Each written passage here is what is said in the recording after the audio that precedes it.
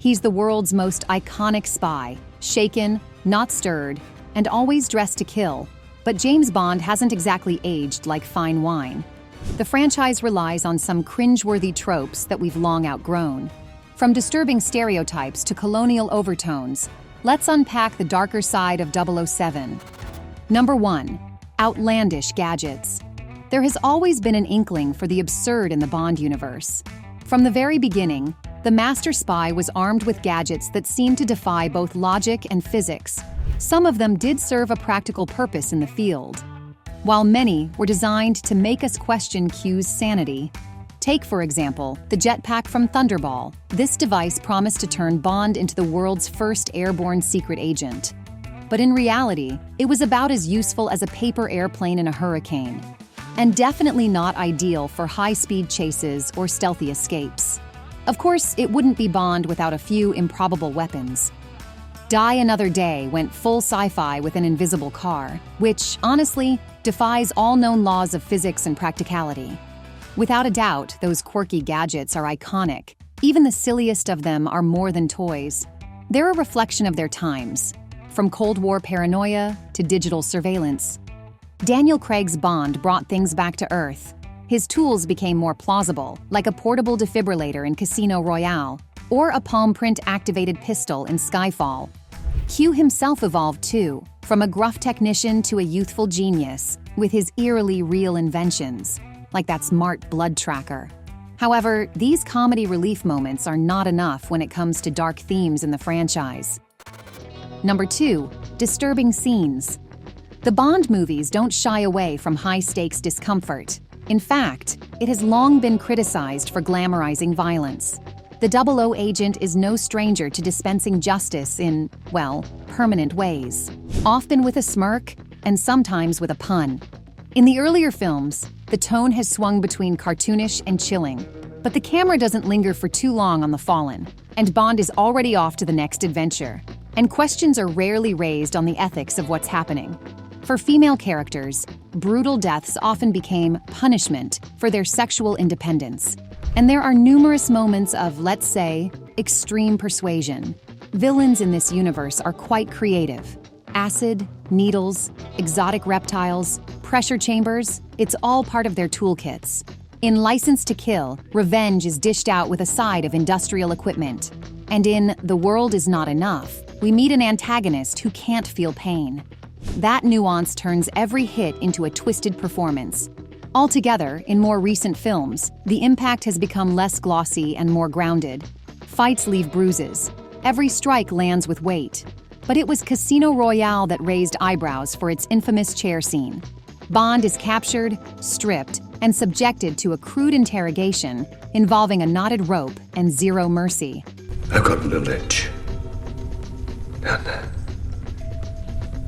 Would you mind? Disturbingly, it became one of the most iconic moments of the Craig era. Before we go on, please hit the subscribe button to stay with OSSA Movies. Number 3. Flawed queer representation. Some villains of the Bond franchise have been coated with queer traits to signal their evilness. For example, Mr. Wint and Mr. Kidd in Diamonds Are Forever. The two henchmen walk in sync, exchange creepy glances, make catty remarks, and use women's perfume. Their queerness is never stated outright, but it's constantly hinted. Throughout the Roger Moore times, there was a noticeable trend of queer-coded antagonists. They're flamboyant, fussy, or overly theatrical. Those villains were rarely threatening through strength, but were quite unsettling and inherently suspicious. Some of the most prominent examples include Scaramanga from The Man with the Golden Gun, who is portrayed with a kind of eccentric, almost campy flair. Max Zorin in A View to a Kill exhibits some similar traits. Even in the modern era, traces of this trope remain. In Skyfall, Javier Bardem's character confronts Bond in a scene vibrating with an unsettling closeness. Silva caresses 007's chest and teasingly suggests it's Bond's first time. It's designed to unnerve, and it works, as it relies heavily on predatory stereotypes for its tension. What makes you think this is my first time? Oh, Mr. Bond. Still, it's never explicitly stated that Silva is gay. Number 4. The Bond girl problem. For many, James Bond is the ultimate symbol of suave masculinity. Sadly, its legacy is different as the camera pans from shaken martinis to silk sheets. Bond is often portrayed as a womanizer who treats women as disposable, especially in the early features. In the 1960s and 70s, Sean Connery's Bond often crossed the line between seduction and coercion. Scenes where he forces himself on women are played off as romantic or cheeky, like in the scene with Pussy Galore in the barn, or when he slaps them playfully, but without consent. Dick, say goodbye to Felix. Man talk.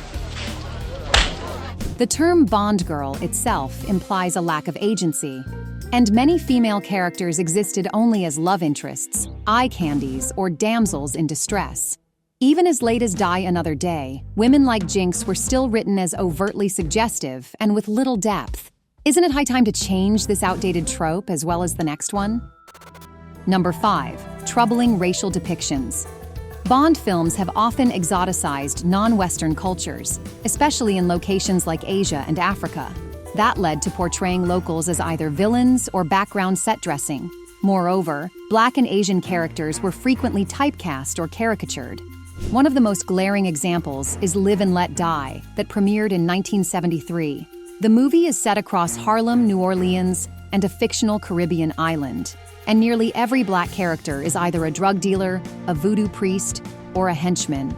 The villain, Kananga, fits the mold of the Black criminal mastermind, while Baron Sumdi embodies the supernatural threat. It's still going to be a beautiful day. The stereotyping continues in The Man with the Golden Gun, filmed across Thailand and Hong Kong. Here, Asian characters are either martial arts experts or silent background figures. Bond even ends up in a kung fu fight, which feels more like a parody. And in the earlier movie, You Only Live Twice, the racial bias gets combined with misogyny. Japanese culture is reduced to ninjas, sumo wrestling, and subservient women. Characters like Aki and Kissy Suzuki are loyal to Bond and exist primarily to serve or please him. In Japan, men always come first, women come second. I might just retire to here. On top of that, there's a cringy moment when Connery's Bond undergoes a transformation to look Japanese. This yellow-face portrayal isn't just dated, it's clearly offensive.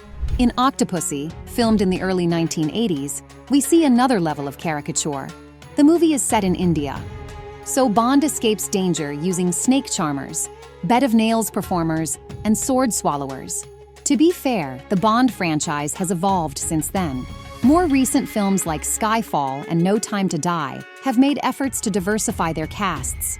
Non-white characters are written and portrayed with more depth. Naomi Harris's Moneypenny and Lashana Lynch's 007 are definitely steps forward. But there's still a long road ahead. 007 may carry a license to eliminate threats, but perhaps it's time to think about what kind of legacy that leaves behind. Especially now, when the existence of Bond has become a controversy itself. Number 6. Future of the franchise. Daniel Craig's last movie premiered back in 2021, and there's still no good news on the next installment. One of the biggest concerns is the ownership shuffle. For decades, Barbara Broccoli and her half-brother Michael G. Wilson have been the guardians of the Bond legacy. They held creative control over the story, direction, and casting. Broccoli and Wilson turned down numerous offers from major studios. And money was not the only factor. They wanted the Bond films to retain their unique character and artistic integrity. However, in 2021, the unthinkable happened. Amazon acquired MGM for a hefty $8.5 billion. And the distribution rights to the 007 franchise came in the package. The good news is that Wilson and Broccoli kept their creative control, but fans are questioning if the soul of Bond will survive the corporate machine. What if the iconic spy is sacrificed for profits? On top of that, there's the next Bond dilemma. We still have no official candidate for the role of a tuxedo-clad secret agent. Fans do have some strong opinions about it. The names on the list include Henry Cavill, Idris Elba, and Tom Hardy. However, they might be deemed too old for the role, because the contract is going to be for at least 5 movies. So the actor should be in their 30s now. With that in mind, fan favorites are Paul Mescal, Aaron Taylor-Johnson, and Joe Alwyn. Meanwhile, Pierce Brosnan, who played the part in the 90s, seems to be open-minded about reprising the role. I think I could get away with it, yes. In a pinch. Would you wanna? I don't know. Let's see where the wind takes us. Brosnan was joking, of course. However, Halle Berry, who portrayed Jinx, questioned whether James Bond should be portrayed by a woman. But another former Bond girl, Gemma Arterton, suggested that viewers might find a female Bond too outrageous. And in an unexpected twist, A$AP Rocky has shown interest in the role. I think I need to be the new Black James Bond. Like, why not? If we hit the gym, I'ma be aight.